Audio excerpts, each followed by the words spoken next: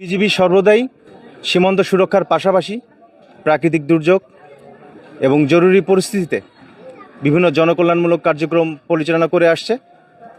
এরই ধারাবাহিকতায় সুনামগঞ্জ জেলায় রিসেন্টলি যে অতিবৃষ্টি এবং প্রাকৃতিক দুর্যোগের কারণে সীমান্তবর্তী এলাকার যে অসহায় এবং দরিদ্র জনগোষ্ঠী আছে তাদের স্বাস্থ্যসেবা নিশ্চিতকল্পে আজ তাহিরপুর উপজেলায় আমরা বিনামূল্যে একটি মেডিকেল ক্যাম্পেইন এবং ওষুধ বিতরণ কার্যক্রম পরিচালনা করছি। এখানে বিজিবি হতে আগত মেডিকেল অফিসার এবং উপজেলা হতে আগত মেডিকেল অফিসারগণ প্রায় 5 শতাধিক পুরুষ, নারী এবং শিশুদেরকে বিনামূল্যে চিকিৎসা প্রদান এবং ওষুধ বিতরণ করছে। তো আমাদের এই ধারাবাহিকতা অব্যাহত থাকবে।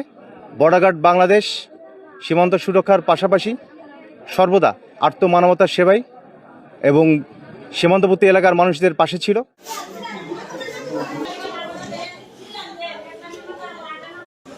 ক্যালসিয়াম দুপুরে খাবে।